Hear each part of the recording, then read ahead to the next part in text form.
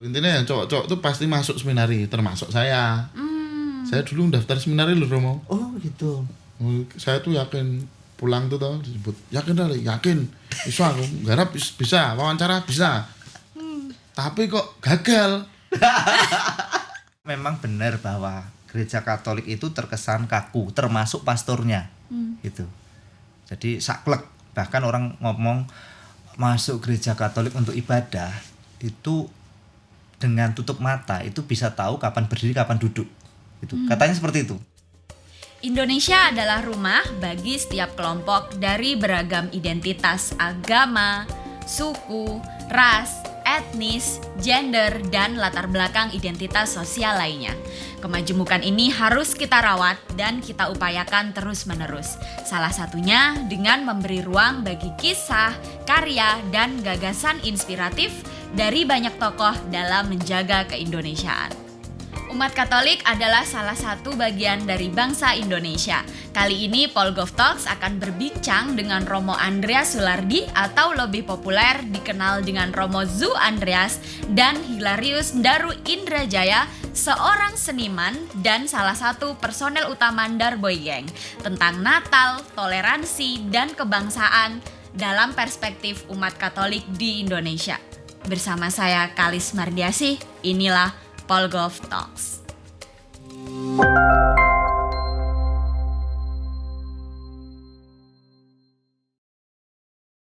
Halo Sobat Polgov, kembali lagi di Polgov Talks bersama saya Kalis Mardiasih. Masih bulan Desember, ini di mall-mall di Indomaret udah mulai nyanyi-nyanyi lagu Natal. Udah mulai ada perdebatan Selamat Natal di timeline. Di Polgov Talks kali ini saya sudah bersama dua orang yang menempuh jalan berbeda. Yang satunya jalan kesunyian, yang satunya lagi di industri hiburan, industri musik. Tetapi dua orang ini akan sama-sama terhubung dalam bahasan Natal tahun ini. Saya akan menyapa Romo Zu Andreas dan juga ada Mas Daru Darboy Gang. Halo, Mbak. Selamat datang Romo dan Iya, Mas makasih, Daru. Dan Mas Daru, seperti biasa di Polgov Talks pertama-tama boleh diceritakan dulu asal usulnya. Kita selalu bicara tentang sejarah identitas kita Oke, ya. oke. Jadi dulu sekolahnya di mana, dilahirkan di mana gitu ya, terus menempuh pendidikan di mana sampai hingga akhirnya dalam posisi yang sekarang ini. Ya, saya dulu atau? Boleh, Oh, Romo ya, dulu. oke. Saya itu aslinya sebenarnya bukan Romo Zu, gitu, tapi Romo Andreas Sulardi. Cuman ketika membaca nulis buku, terus teman saya, wah ini namamu nggak menjual, ganti wae Andreas Zu gitu. Lalu di medsos, jadi seringkali dipanggilnya Romo Zu, Mosu gitu. Mosu. Aslinya dari Wonogiri, tapi sekarang KTP-nya sudah Sleman. KTP-nya sudah Sleman, sudah boleh untuk ngomongin UMR kok rendah di Jogja, itu udah boleh. Orang Jogja gitu ya. Terus saya masuk seminari menengah di Magelang, Martoyudan, itu 2000. Lalu jadi imam setelah selesai pendidikan S1, S2 teologi. Lalu sempat di paroki 2 tahun, di paroki di gereja gitu ya, di tugas di gereja Wonogiri. Lalu sempat juga membantu di Ganjuran. Lalu sekarang diminta studi di UI. Sempat di hukum di Atmajaya, studi hukum di Atmajaya, lalu sekarang ambil di S2 di UI. Itu sekilas ya. Gitu. Siap. Ya. Kalau Mas Daru dulu Apa ya, Mbak? Saya SD di mana? Udah kayak ngisi CV gitu. saya pada umumnya sih sekolah terus di SD TK itu Kanisius Iya. terus SMP di negeri ikut bapak, terus SMA di Sekolah Menengah Musik Yogyakarta. Sekolah Menengah Musik Yogyakarta jurusan kalau SMM itu bukan jurusan nih apa mayor vokal.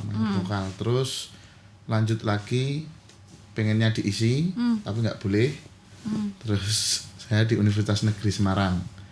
Jurusan? Jurusan Sendera Tasik, prodi seni musik. Pendidikan seni musik. Terus lulus, ijazahnya masih nganggur. Masih nganggur. Terus saya jualan pecel. Kuliah akhir itu sama jualan pecel, terus lulus, pecelnya bangkrut. Darbonya naik. Disyukur. Itulah yang disebut jalan hidup ya. Ya, kalau mungkin kemarin pas pecelnya itu sukses ya mungkin malah nggak nyanyi. Jalan pecel berarti. Ya, jalan pecel. Siap. Itu terus ya udah sampai sekarang ditekunin jadi seniman dan musisi, terus ya sudah jadi pekerjaan juga, pekerjaan dan juga membuka lapangan pekerjaan untuk teman-teman saya yang putus sekolah, putus perkuliahan, terus broken home dan lain-lain. Jadi kalau yang mau masuk ke saya itu harus dari jangan yang wajar-wajar gitu. Oh gitu. Iya, yang wajar-wajar itu biasanya mah minteri. Jadi memang benar-benar dari berbagai aliran, berbagai permasalahan terus kita menjadi satu lah intinya gitu. Jadi di bermusik ini sesuatu yang sudah dibayangkan sejak kecil atau suatu kecelakaan sejarah gara-gara pecelnya bangkrut tadi Mas? Enggak, sudah dari kecil. Cuma tidak pernah didukung sama keluarga. Karena keluarga semua dari pendidikan. Oke. Dari pendidikan PNS. Terus kakak-kakak tunggal-tunggal itu saudara-saudara saya, empat bersaudara itu ya akademis semua. Nah saya yang udah dari SMP itu keluar dari rumah, jadi sekolah bolos ke studio itu, jadi malam di studio dan lain-lain. Tapi bayarnya pakai duit siapa? bayar apa? Bayar studio segala macam. Itu bawa ke duit SPP. Ya kena remaja ya, tapi yang penting saya dulu punya prinsip sih, saya nakalnya yang penting nggak kriminal, nggak mencuri dan lain-lain, dan bapak juga di itu tuh wis kadung wis karepmu lah intinya gitu. Karepmu, yang penting kamu besok iso dadi wong, iso tanggung jawab itu. Dan saya membuktikan lah intinya, saya tuh kalau bolos sekolah teman-teman pada di burjo, pada nongkrong gitu nggak jelas ya, saya di studio. Itu produktif dong berarti, bukan saya kenakalan. belajar di situ sama mas-mas saya kecil sendiri. Kadang di studio cuma suruh mijetin mas-masku yang udah senior itu gitu. Tapi sekarang keluarga sudah menerima dan dukung ya? Puji syukur sudah menerima. Terus ibu tak suruh pensiun, bapak Luar biasa. Luar biasa. Mau pertanyaan yang mungkin sudah sering ditanyakan ya, Mo ya, kepada semua romo-romo ya. Jadi romo itu karena kehendak sendiri atau asal kesadarannya dari mana, Mo? Mungkin kaitannya sama pecel kali ya. Tidak sengaja. Nggak begini. Kalau jujur ya, saya jujur nih. Saya itu dulu ketika waktu masih usia-usia kelas 3-4 SD gitu, lihat seorang pastor muda kemana-mana naik sepeda ontel. Terus dia itu kayaknya tuh bahagia terus. Jadi diterima dimanapun, wajahnya sumringah, ada kebahagiaan gitu loh. Ya mungkin sekarang masuk akal sih, karena dia nggak pernah mikir istri, anak gitu, KPR, tidak berpikir ragat gitu. Tapi ketertarikan awal saya di situ. Terus wah, aku pengen jadi orang yang kayaknya itu selalu bahagia, diterima di mana saja. Oh, itu jadi imam. Itu awalnya cuma sederhana seperti aneh itu. Ya, kalau orang lain kan lihat artis gitu kan, bahagia gitu. Ini lihatnya romo dan merasa itu ketentraman, mungkin itu yang disebut panggilan ya. Nah, ya. Ya maksudnya mungkin awal itu kan ketertarikan hanya seperti itu, gaya hidup yang aneh gitu ya. Terus ya 12 tahun kan berjalan ya. Maksudnya kalau dari SMP untuk jadi imam tuh minimal 12 tahun sampai 14 tahun. Di situ ada proses pemurnian, ada proses mematangkan, jujur pada diri sendiri. Nah, itu dia. Tapi awalnya seperti itu sih, hanya melihat seseorang kok cara hidup yang aneh ya seperti ini ya gitu. So sejak remaja sudah mempersiapkan diri untuk hidup berbeda dari remaja yang lain berarti? Ya waktu itu kan tidak pernah berpikir untuk jadi imam itu harus seperti ini enggak. Saya hanya tertarik seperti itu. Dan ketika saya ngomong di keluarga, simbah saya itu muslim. Enggak boleh. Karena emang kamu apa kue kuat le gitu. Tapi kan enggak paham waktu anak kecil seperti itu apa. Ya udah. Terus ketika masuk seminari, ternyata masuk seminari itu asrama jauh dari rumah toh. Kaget gitu. Tapi ya wis karena diikuti langkah pelan-pelan gitu. Tapi kalau dari mana pengen jadi imam dari kecil gitu. Wow. Romo Zu ini juga sangat aktif menulis ya.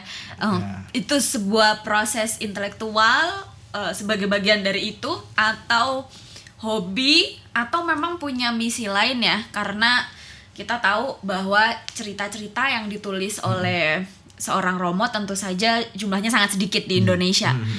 Kalau di rak buku agama udah pasti ustadz seleb semua yang nulis gitu kan. Romo Zu ini satu bagian nih yang meramaikan itu gitu. Benar-benar. Jadi pernah kami itu ngomong-ngomong ternyata ya kalau di Gramedia itu sangat sedikit buku-buku yang dalam tanda kutip itu kekristenan gitu ya. Nanti kalau lihat ke Gramedia Kalisus itu banyak sekali bukunya dia. Iya. Tapi kalau yang kekristenan atau yang islamisasi banyak sedikit gitu. Tapi awalnya memang benar bahwa gereja Katolik itu terkesan kaku, termasuk pastornya gitu. Jadi saklek, bahkan orang ngomong masuk gereja Katolik untuk ibadah itu dengan tutup mata itu bisa tahu kapan berdiri kapan duduk gitu. Katanya seperti itu. Jadi kaku, beda dengan pendeta gitu, dengan Kristen barangkali berbeda. Kami terkenal konservatif dan jalan yang dipilih untuk seringkali muncul di medsos itu juga sedikit pastor-pastor ya, sangat sedikit gitu. Terus ketika kok saya mau ya di situ ya enggak tahu, dulu itu saya enggak dikenal sebagai imam, nggak dikenal sebagai mosu, ya Andreasu saja gitu. Tapi lama-lama ketika saya buat thread soal utas nilai-nilai kekatolikan, itu ternyata ternyata jemaatku itu banyak ya di media gitu, yang retweet banyak gitu. Terus seringkali nggak langsung ngomong soal ajaran-ajaran Katolik, tetapi dibungkusnya pada keutamaan-keutamaan biasa. Itu juga relate, connect gitu. Itu jadi saya ngerasa memang banyak sekali yang haus juga nilai-nilai kekristenan, meskipun kadang-kadang tidak harus secara dinyatakan benar-benar, tapi harus dibungkus dengan keutamaan biasa. Terus pilihan saya bagi saya itu ini, kayaknya ya saya itu diundang deh, dan banyak yang diundang untuk dalam tanda kutip itu menggarami gitu, menggarami media gitu, gitu. Dengan susah payah juga karena tidak mesti saya bisa ngomong soal keutamaan itu, kadang ya jayus-jayusan gitu. Jadi sekarang merasa Twitter itu sebagai platform yang penting ya untuk menyampaikan kebaikan ya, Mau? Atau apa dalam bahasa religiusnya apa, Mau? Pesan Tuhan loh. Ya sebenarnya beberapa teman imam itu ada yang di YouTube gitu ya. Terus media lain mungkin ada, tapi saya menikmati di Twitter gitu. Pernah punya akun juga, akun bersama. Dan ternyata kalau ngomong soal nilai-nilai Katolikan atau membahas soal santo-santa siapa yang nggak terkenal, itu ternyata kok banyak yang reply ya, banyak orang yang dikuatkan gitu, atau banyak orang yang aku banget nih dibantu gitu. Nah itu dia. Saya ngerasa banyak orang dengan cara hidupnya masing-masing punya kerinduan akan hal itu gitu. Terus saya ngerasa ya seperti yang dikatakan Kalis tadi itu, mungkin ada semangat untuk berwarta gitu di situ. Mas Daru, sebelum ngomong soal karya, Mas Daru religius nggak sih, Mas? Itu saya setuju sama Romo. Mungkin di Katolik ya Romo, itu tuh kurangnya kayak meme-meme. Kita ngomong real aja ya.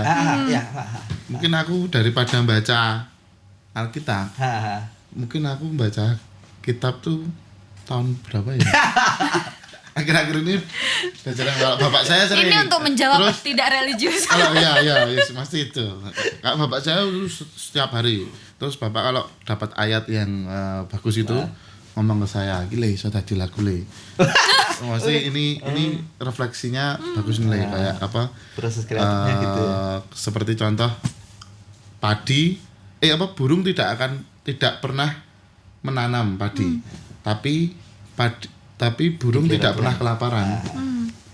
Nah, kayak gitu. Itu maksudnya apa berarti berarti Mas? Maksudnya jarine bapak lho niki, jarine bapak kula lho. Iya. Bapak kula niku kayak apa? Ya kok aja khawatir walaupun kamu tuh tidak pernah menanam, ya kamu bakal terus bisa menikmati gitu loh. Bener nggak mau ini harus Itu dikonfirmasi apa ya? dulu. Itu kan burung pipit yang kecil misalnya ada. Ya, ada itu dia. Jadi, kita ya. bawa. Ya benar. Terus seperti 5 roti 2 ikan ya, kayak gitu. Apa Pak? Ini terus tak gambarkan refleksi di apa? Kehidupan sehari-hari, di percintaan, terus saya nulis lagu seperti itu.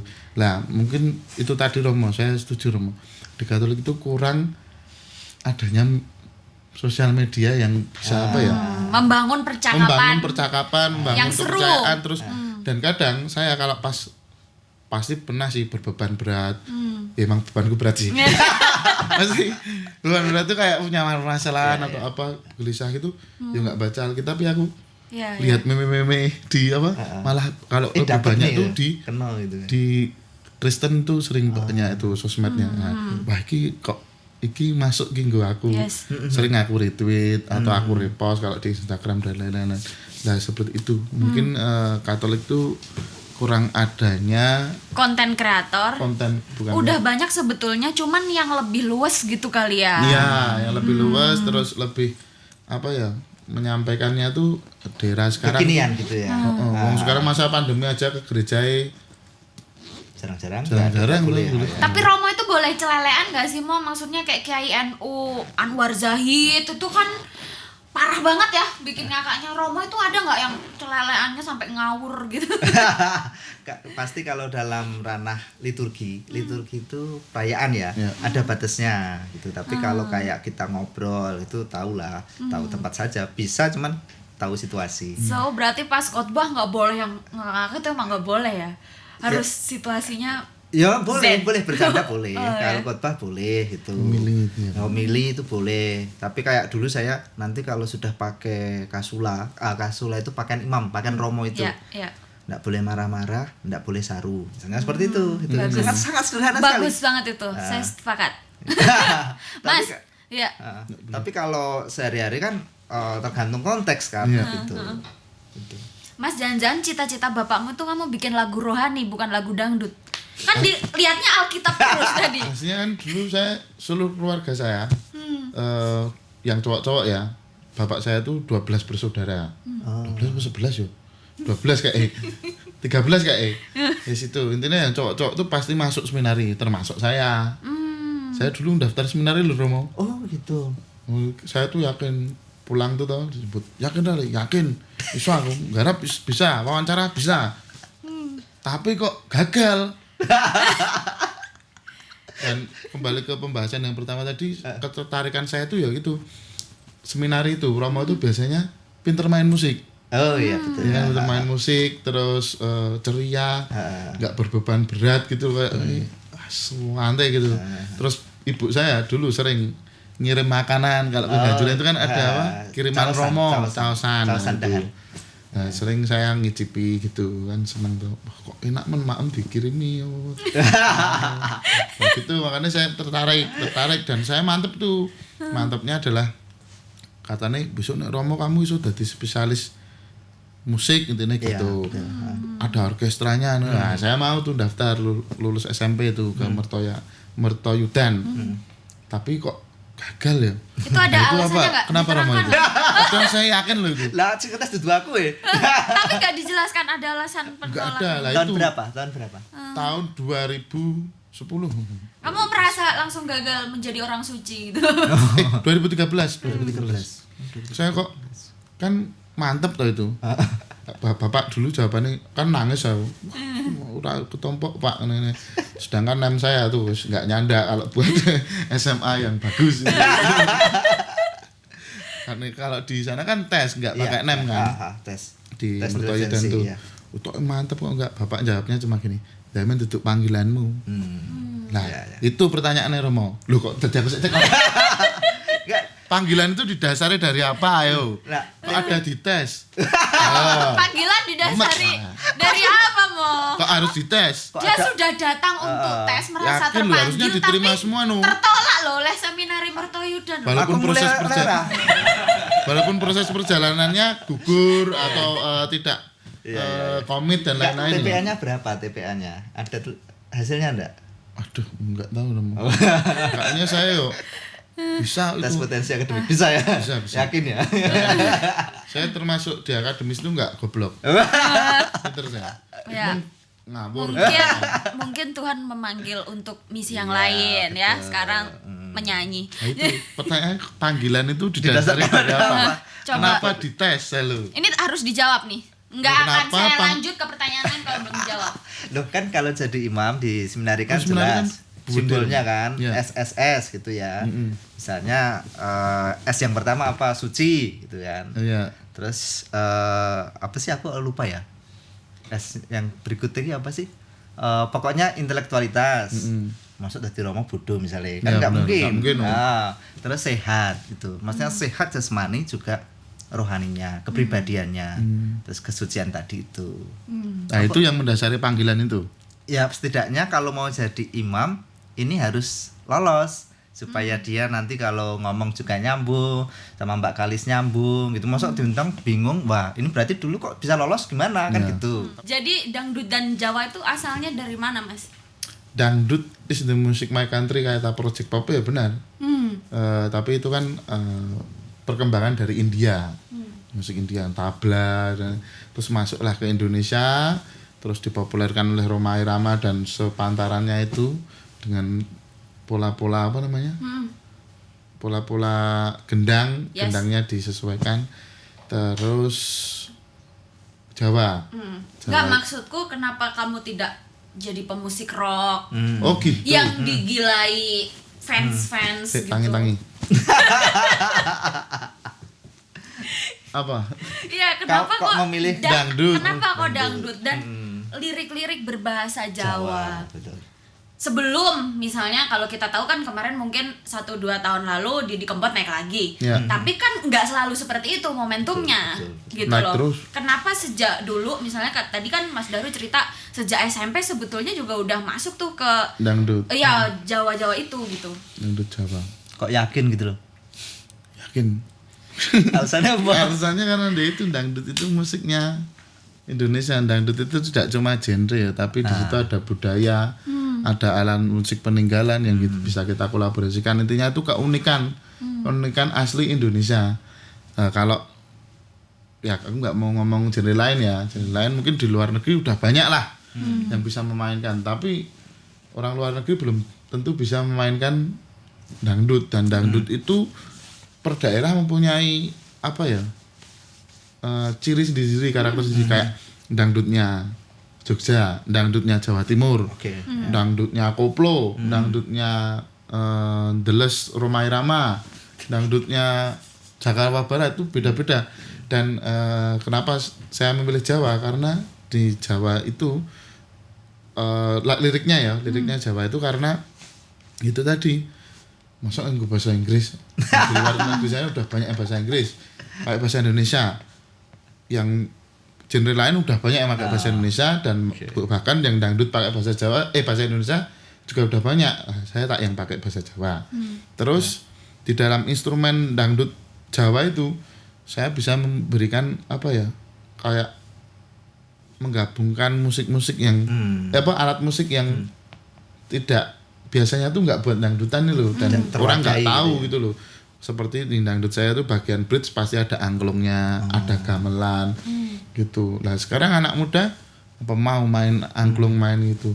Tapi sekarang yang ngamen banyak sih yang Ya. ya itu intinya ini suatu keunikan yang harus kita kita bangga nih punya musik dangdut dan juga lirik Jawa yang di era sekarang banyak orang luar negeri yang tidak menyanyikan ya karena nggak bisa toh, tapi ikut joget lagu-lagu seperti inilah.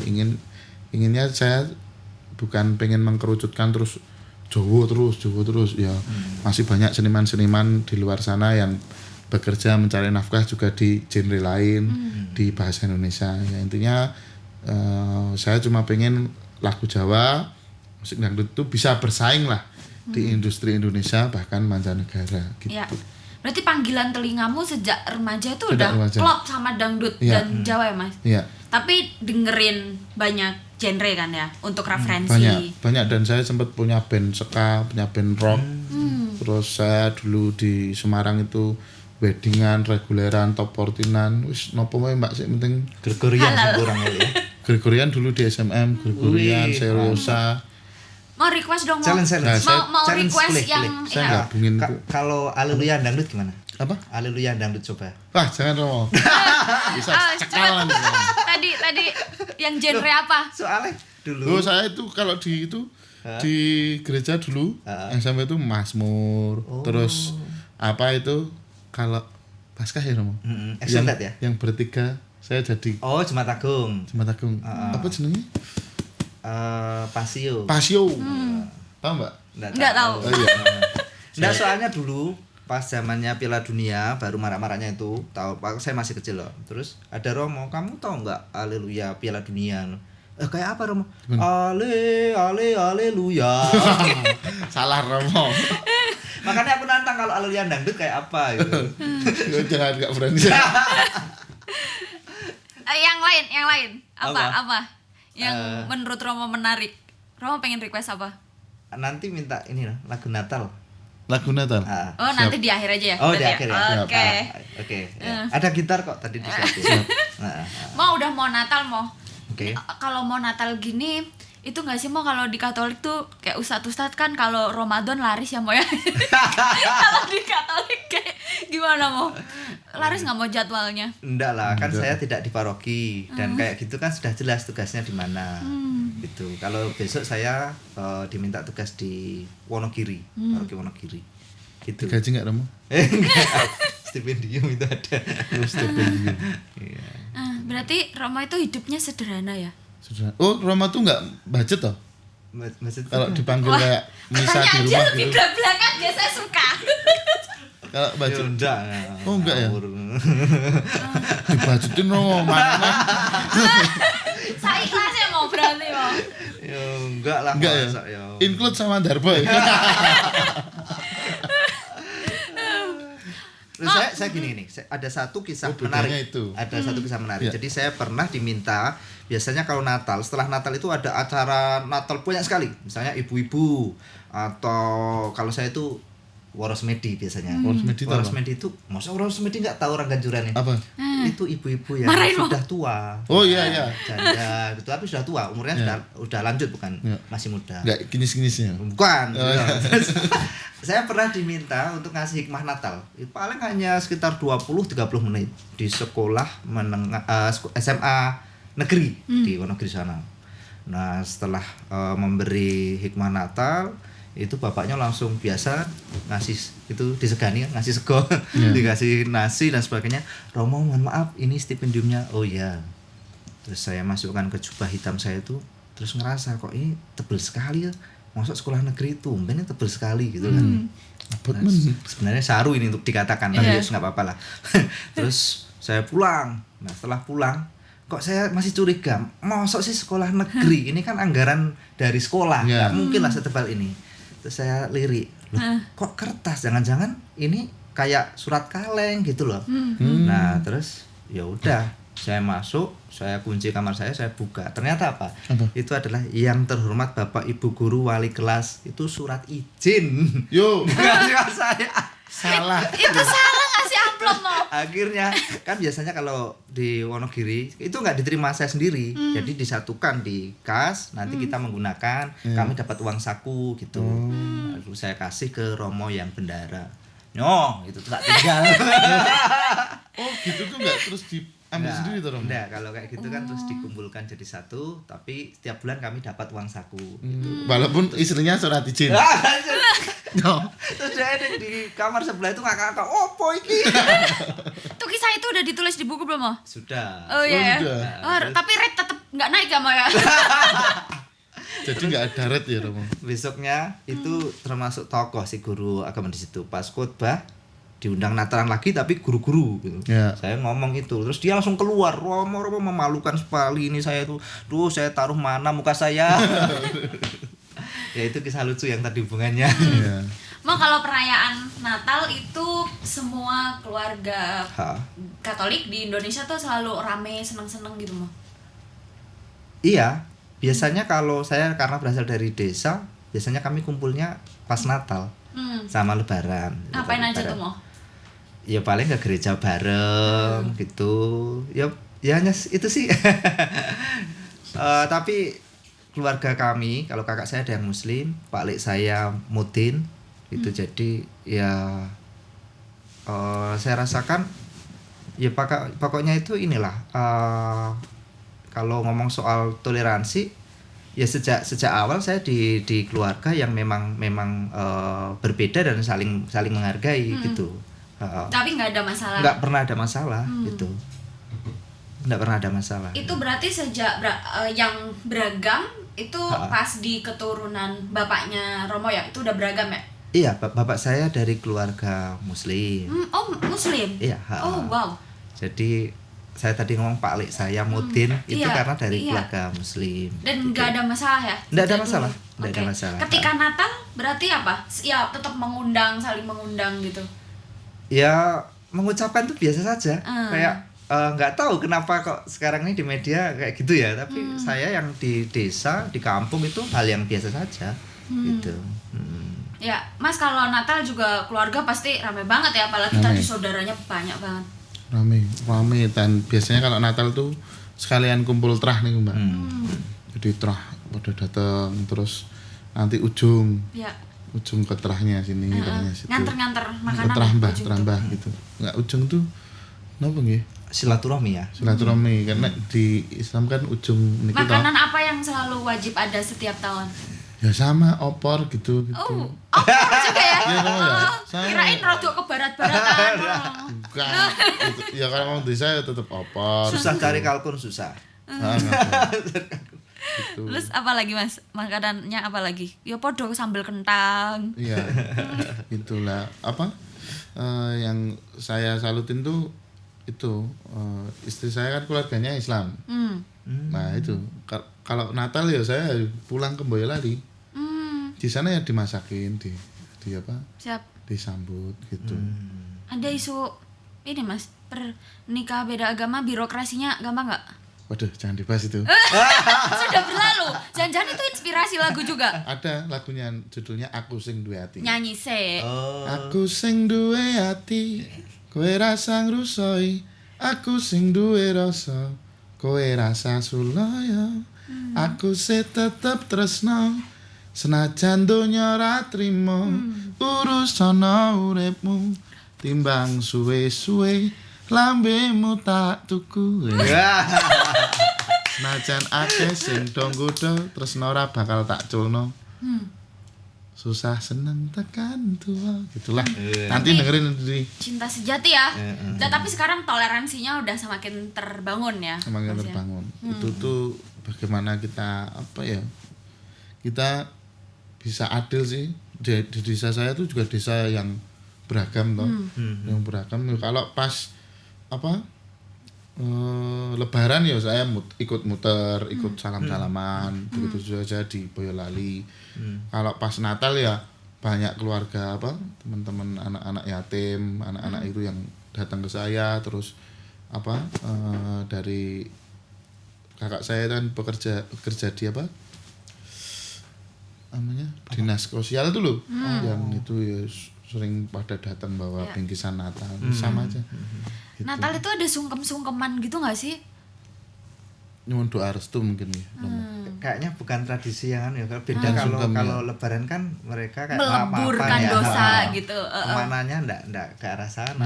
Tapi vibes-nya tuh happy gitu ya, merayakan kumpul sesuatu kan. gitu. Tapi ibadah dulu. Iya. Oke.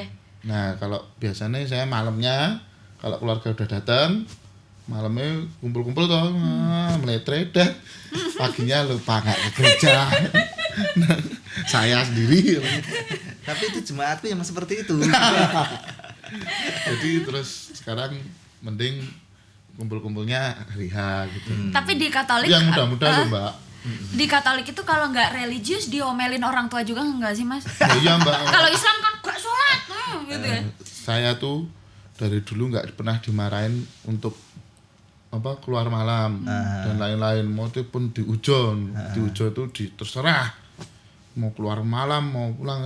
Tapi kalau Sabtu Minggu masih di rumah nggak gereja, wah iso diwonek-wonek sampai ibu saya mutung ibu nek mutung lucu meneng aku besok nang gereja besok teman lu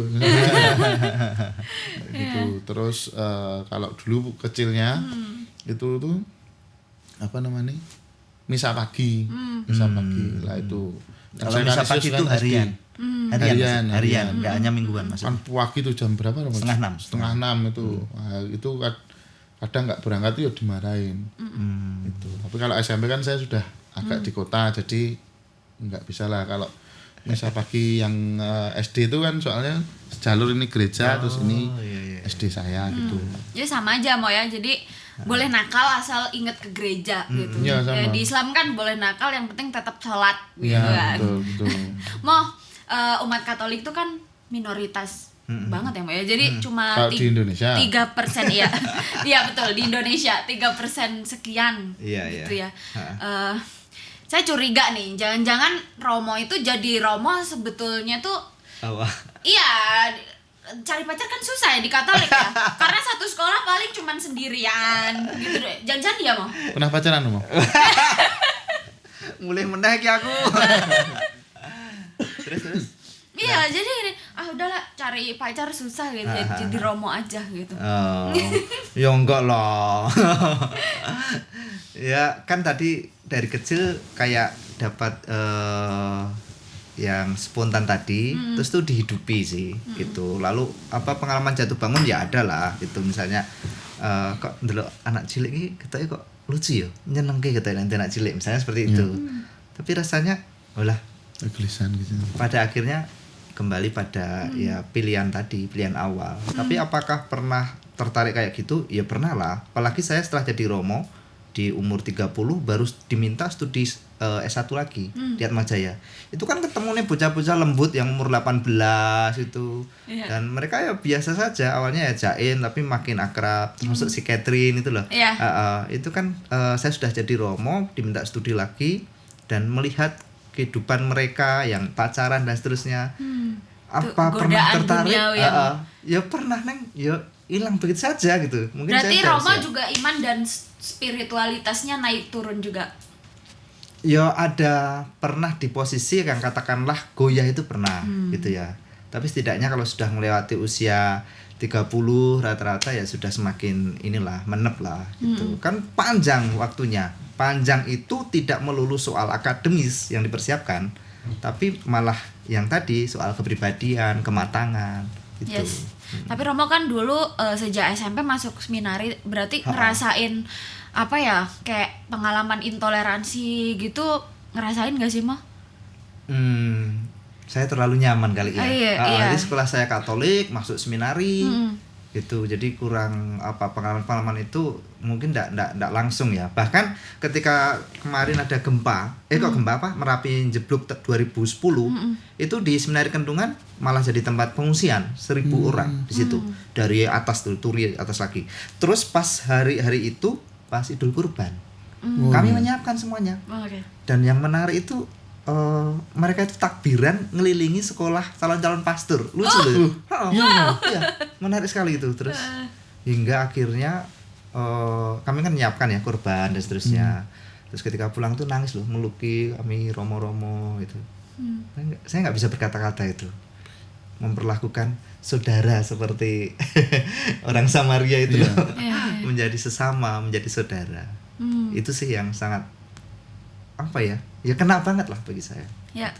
Terus pas ada rame-rame sebetulnya politik gitu ya, yang sempat memperlebar jurang keragaman di Indonesia ini gitu. Terus jahitnya sekarang susah lagi untuk jadi bareng-bareng. Romo sempat resah banget nggak Mo? Kalau resah ya pasti ya. Cuman yang saya suarakan pasti saya tidak pernah menambahi gitu. Mau dibilang bahwa saya main aman, misalnya kalau nge-tweet atau apa, aku nggak pernah ngomong politik atau apa. Kayaknya sudah terlalu rusuh ya. Aku tak membuat kesejukan aja lah. Gitu misalnya doa Fransiskus gitu kan. Tuhan jadikanlah aku membawa damai. Itu pas rame apa ya? Saya itu banyak juga ya di tengah-tengah Itu. keramaian. Maksudnya hiruk pikuk orang Kota saling Jakarta. serang. Aku hanya nulis sedikit saja 2 baris doa dari Fransiskus itu. Jadikanlah aku membawa damai itu. Banyak yang juga merasa ngapain sih kita ribut-ribut kayak gini gitu. Nggak nambahi solusi, tapi malah makin memperlebar gitu. Romo jangan-jangan pembinanya akun Katolik Garis Lucu mau ada sangkut pautnya nggak mau? Nggak tahu. Tapi nggak tahu itu adminnya siapa. Tahu lah. Tahu lah. Oh tahu ya. Ya. Tapi berarti ya binaan sendiri gitu ya, Mo, ya. Dan itu memang dihadirkan untuk membawa wajah Katolik di Twitter. Iya sih, memang kayak tadi keprihatinan kami sangat sedikit, ya sangat sedikit. Terus kayaknya orang terlalu kaku kan kalau ngomong soal sudah agama, iman itu kan terlalu berat. Mbak ya sing slow-slow saja. Lalu muncullah itu Katolik Garis Lucu gitu. Mas Daru pernah merasa jadi minoritas nggak Mas di sekolah atau di pergaulan gitu? Enggak. Mungkin kalau yang merasa minoritas itu mungkin kalau aku di daerah-daerah itu ya. Ada beberapa daerah yang ini aku NU gitu loh. NU Muhammadiyah dan lain-lain di daerah-daerah kan ada toh. Tapi kalau di perkembangan saya di desa, di sekolahan tuh nggak pernah merasa itu. Dan teman-teman nggak pernah ada yang Katolik, nggak pernah. Ya. Jadi sebetulnya sebagai umat Katolik di tengah mayoritas Muslim ya, kalau dalam konteks Jawa dan Islam mendengar azan 5 kali sehari itu biasa aja ya Mas. Nah, kalau di gereja itu juga sama. Loncengnya kalau di Nganjuran tuh ya 5 kali. Ya Romo ya? Bener atau Romo? Setahu saya, saya tuh kan Setidaknya Angelus ya kan. ya itu tuh Jam 6 jam dan 12. bapak saya kalau saya di rumah pas jam 12 itu nggih doa. Terus nanti jam 3 itu lagi, jam 5 lagi.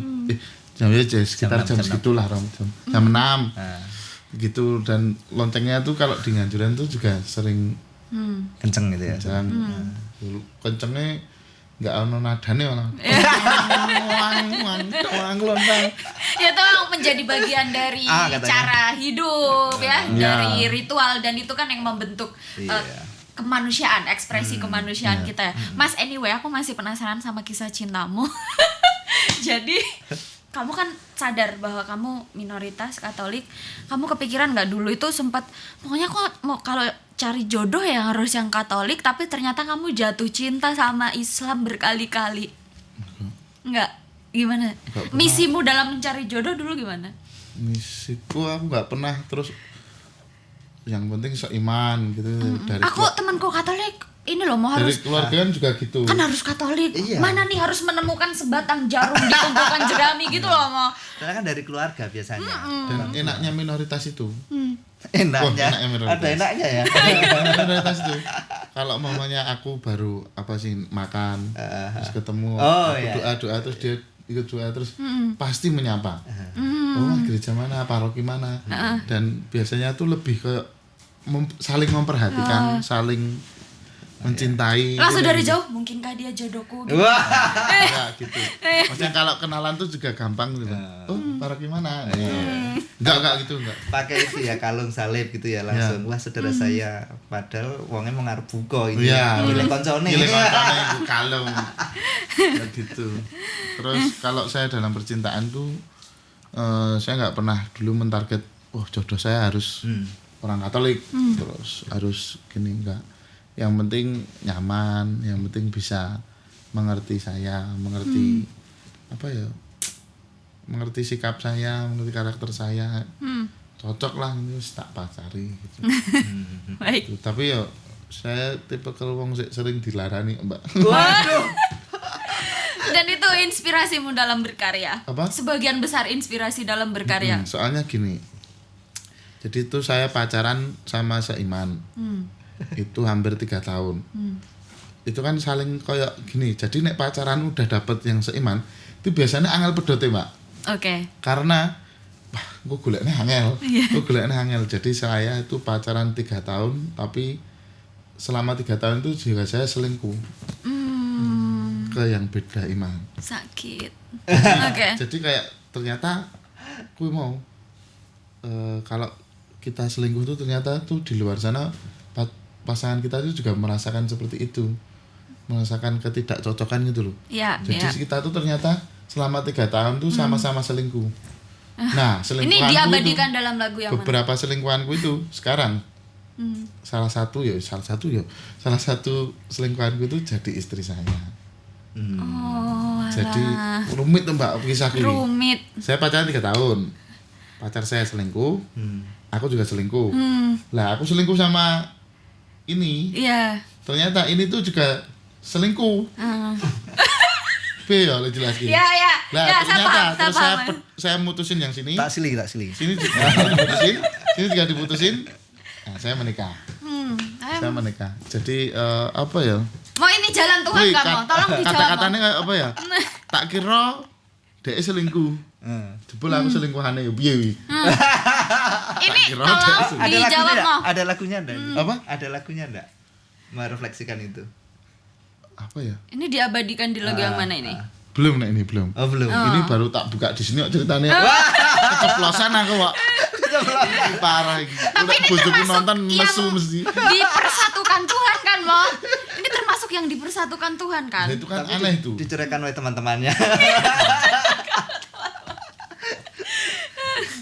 Oke, Iya, Mas. menarik. Oke, balik ke karya. Iya. Sekarang misi karyanya kan kemana kan sekarang lagi naik-naiknya ya. Apakah ada misi besarnya atau misi khususnya? Atau mungkin udah menjadwalkan tur-tur segala Iya. macam? Kalau karya saya dari kemarin kan sering dianggap gini sih. Wah ini segmen nih baru naik lagu dangdut nih. Wah makanya viral. Mong saya kan zamannya lebih dangdut nah, gitu. Makanya Darboy King setelah kemarin viral dengan jadi dulu kan naik turun mbak. Darboy itu nggak pernah diet gitu. Jadi kayak gini. Lagu Tibomburi, Katung Jeru, terus latar sepi, terus balungan kiri, turun, wong sepele, terus pandemi dan lain-lain, terus rilislah lagu itu tadi Mendung Tanpa Udan yang apa ya seluruh kalangan menyanyikan seluruh dan viral trending 1 di seluruh platform di 156 negara. Apa ya kayak tapi itu masih banyak orang-orang yang Menganggap bahwa itu aji mumpung. ya Haji Mumpung dan mungkin gini lah seniman kan 2 ya diterima dan dicintai oleh fanbase-nya gitu. Ya. Terus yang kedua harusnya juga bisa diterima dan dicintai oleh sesama seniman. Oke. Itu yang harus membuktikan kan bagaimana kita bisa beretitude, kita bisa gimana caranya nyeramungi kabeh, nggak cuma mementingkan fanbase terus kita dapat job dan lain-lain, tapi kita juga harus kembali ke circle dan lain-lain. Lah di tahun ini Darboy King menulis lah lagu-lagu yang tak tulis selama 2 tahun kemarin, saya rangkum, saya amati lagi, terus saya benahi lagi untuk menjadi satu kisah. Jadi saya refleksi seperti yang tadi saya ceritakan, pedot ini saya tulis menjadi satu album sekalian promo gitu. Album namanya album Cidra Asmoro. Akan rilis tanggal 19 Desember besok itu launching di Yogyakarta. Lalu Januari mungkin ada 3 bulan Januari dulu kita akan tour Jawa, Bali, Papua. Setelah itu pengennya kalau bisa seluruh Indonesia lah. Walaupun nggak harus semuanya ya Romo, tapi titik-titiknya, pulau-pulaunya seperti itu. Dan tujuannya utama saya ingin menyambangi seperti amanahnya dari Pak Didik. Pak Didik sudah menggabungkan almarhum ya, sudah menggabungkan circle relasi Indonesia dengan teman-teman yang ada di Suriname. Yes. Nah, saya pengen ini adalah kesempatan untuk saya menyambungkan. Jadi pengennya ya nanti goalnya adalah ntar boy ke Suriname, intinya gitu. Intinya silaturahmi. Nah, pengennya dangdut itu tidak dicap sebagai lagu sih, wah baru hype-hype-nya nih, baru viral-viralnya, tapi Darboy King berusaha nih tidak cuma saya ya Romo, maksudnya saya bekerja sama dengan teman-teman yang di bidang video, di bidang audio, di bidang buzzer, di bidang multimedia, di bidang apapun itu, untuk ayo kita berkolaborasi untuk menggoreng album Citra Asmoro ini. Setidaknya mempunyai nilai yang berbeda lah, value yang berbeda. Tidak cuma biasanya kan dangdut ngerilis apapun di YouTube pasti viral, pasti kenal, dan apalagi ada TikTok sekarang digoyangin dikit jadi, digoyangin kelihatan wudelnya dikit jadi, dan lain-lain. Nah, ini adalah kesempatan saya untuk membuktikan bahwa dangdut bisa membuat album, dangdut bisa tour, dangdut bisa bekerja sama dengan multimedia secara indie dan tidak label loh saya itu. Saya indie, jadi benar-benar dari rasa lan pangrasa. Bagaimana kita bisa bertemu orang, tidak cuma saling menyapa tapi kita bisa merasakan, dan terus kita bekerja sama. Gitu. Promosi lagi di dalam album itu berisi 10 lagu. Itu menceritakan tentang pertemuan, emosi, alam, budaya, terus wejangan-wejangane wong tua zaman biyen niku enten di situ. Ketuhanan dan juga mengikhlaskan. Ya. Jadi seru banget loh. Nggak apa-apa ya gagal jadi Romo ya, dan Mo itu ya. berkesinambungan. Betul. Membanggakan umat Loh, Katolik kita loh. menjadi garam nggak harus jadi Romo. Betul. Gimana tanggapannya, Romo? Iya, setuju. Harus jadi garam dan terang itu Ya. pilihannya banyak, alternatifnya banyak. Ya. Kalau Romo ke depan mau ngapain? Menempuh jalan sunyi ya kalau Romo tuh. Atau ada pikiran gak sih mau kolaborasi lah, kolaps lah zaman sekarang? Kalau aku katakan bisnis pecel sukses atau jadi pemusik sukses, itu mungkin sudah nggak ada bayangan jadi Romo mungkin. Sama gitu. Jadi ya itu masing-masing panggilan hidupnya masing-masing, dan mungkin malah jadi refleksi untuk Natal ini ya. Kan sebenarnya apa tuh Natal itu kan ini agak sedikit apa ya? Siap. Harus mau ini memang seriesnya bahas Natal mau. Kan Saya series yang betul. kalau Natal kan ngomong bahwa itu loh wujud kasih Allah yang begitu luar biasa terhadap manusia. Ya. Di Filipi 2 ayat 7 itu. Filipi 2 ayat 7. Saya catat dulu dong. Itu kan Jadi lagu loh. dia menjadi sama dengan manusia gitu ya. Nah, artinya aku kok mikir-mikir itu cara yang luar biasa ya Allah itu ya. Karena mencintai manusia dijadikan anaknya itu serupa menjadi manusia. Cara kreatif Allah luar biasa gitu untuk mendekati manusia, para pendosa ini ya. Kita semua ini ya caranya kok begitu kreatif. Terus pemikiran saya itu hanya sederhana. Ya masih banyak cara kreatif untuk katakanlah sampai pada keselamatan. Ya untuk kita ya masih banyak cara kreatif untuk memperjuangkan kedamaian, cara kreatif untuk memperjuangkan keadilan dan seterusnya. Itu sih kalau saya melihat apa sih Natal itu bundelannya kayak apa? Salah satunya seperti itu. Banyak cara untuk sampai pada keselamatan, sampai pada keadilan, sampai pada damai sejahtera. Mungkin saya sebagai imam, Mas Daru sebagai pemusik. Itu. Pertanyaan pamungkas penutup mau refleksi keindonesiaan dari umat Katolik mau. Kalau tema Natal kan kaitannya sama persaudaraannya. Cinta kasih Allah menggerakkan persaudaraan. 2021 ini Natal ini ya. Ya. Karena mereka yang PGI-KWI itu kan buatnya kan berdasarkan Natal ini jatuh pada situasi yang berat, yaitu pandemi. 2 kali Natal kita jalani dalam masa pandemi. Nah, saya mengatakan tadi soal cinta kasih Allah membawa pada bela rasa dalam situasi pandemi. menjahit persaudaraan. Nah, artinya bagi saya persis yang disampaikan oleh KWI, PGI, bertanyalah dalam diri apa yang bisa saya lakukan supaya lingkungan saya makin manusiawi. Itu persaudaraan sekali lagi. Yes. Gitu. So dari dangdut musik rakyat melihat Indonesia gimana Mas? Menurut Indonesia sekarang. Ketoknya bos tapi yo jawaban wae lah. Saya tak mikir. Ya saya jujur dari diri saya aja ya. Indonesia ini sekarang itu semakin maju, tapi semakin meniru budaya orang lain. Budaya tidak apa-apa meniru, karena budaya itu kan setiap budaya itu tidak tidak semua dinamis ya sebetulnya. Bisa gitulah, intinya diamati dan lain-lain. Jadi mungkin kalau yang dari tadi kita bahas tentang toleransi, Ya. menurut saya malah sekarang tuh orang tuh udah nggak pernah membanding-bandingkan agamanya apa namanya. Sekarang tuh yang dibandingkan malah apa, kasta. Kamu sekarang pakai apa? Kamu outfitnya apa? Dan itu kan di blow up dari sosial media yang sangat, lihat aja sekarang anak-anak SMP, anak-anak SMA udah gejrek ibu motornya kudu iki, outfitnya harus ini dan lain-lain. Sekarang itu berlomba-lomba bukan mencari karya, bukan menjadi berprestasi dalam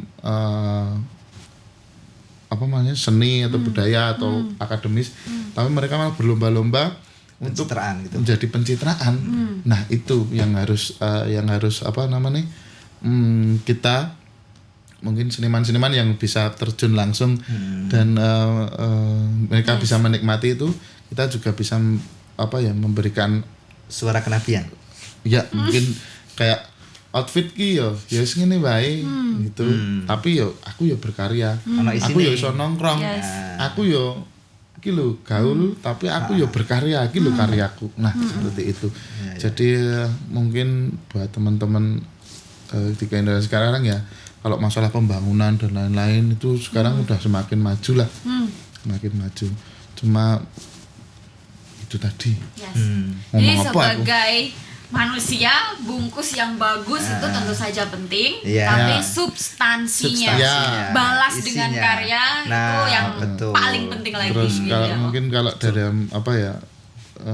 kita berinteraksi, yaitu memanusiakan manusia itu, manusia, terus tidak cuma manusia juga, kita harus mulai sekarang kita harus paham bahwa alam Indonesia ini sungguh luar biasa. Jadi kita harus menjaga, mencintai, dan juga saya berharap Indonesia itu pembangunan oke lah, kalau yang sudah terlanjur dibangun silahkan diperbagus. Tapi kalau alam kita semoga tidak dibangun lah, tapi dipercantik, dilestarikan, jangan ditebang dan lain-lain. Ada lagu ya yang soal alam gitu. Dipancing lagi. Oh ya, tadi masih janji nyanyi Merry Christmas loh. Nanti lihat di album. Oke, yang mau itu. Iya, siap. Promosi terus ya aku. Soalnya biasanya kan pedot, katresnan, cinta Ya, gitu. enggak cuma seperti itu. Oh, enggak juga ya. Jadi saya kayak menceritakan tentang wayang dan lain-lain. Oh. Nggak jadi Romo ya, keren banget gini ya. Udah nggak usah jadi Romo. Udah nggak usah diinget-inget itu tadi ya, perasaan tertolaknya di seminar ya. Oke, demikian mau obrolan kita kali ini. Mas Daru, Ya. terima kasih sudah hadir. Romo Zu, terima kasih sudah Sama-sama hadir. Mbak Kalis. Terima kasih Sobat Polgov sudah menyimak series Polgov Talks kali ini. Jangan lupa untuk menyimak series Polgov Talks lainnya dengan memfollow akun @pares.id dan @dppugm, dan jangan lupa untuk subscribe channel YouTube Departemen Politik dan Pemerintahan UGM. Sampai jumpa.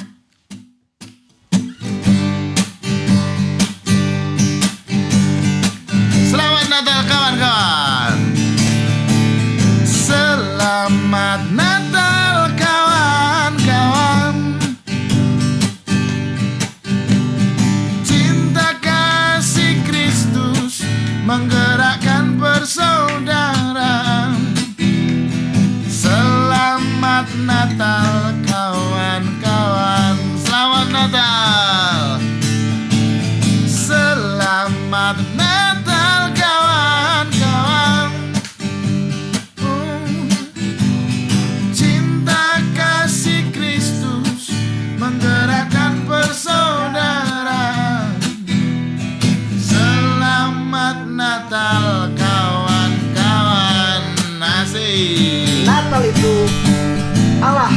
memberi hadiah yang paling istimewa pada manusia, yaitu putra tunggalnya. Giliran kamu mau jadi hadiah yang terindah bagi sesamamu. Selamat Natal kawan-kawan, selamat Natal. Cinta kasih Kristus menggerakkan persaudaraan. Selamat Natal kawan-kawan. Sekali lagi. Selamat Natal kawan-kawan.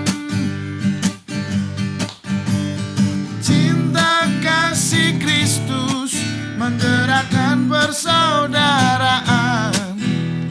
Selamat Natal kawan-kawan. Oh. Selamat Natal kawan-kawan. Selamat Natal kawan-kawan. Wih, salam buat keluarga dan saudara. Salam hormat lan pantungo rayu matur sembah nuwun. Matur nuwun.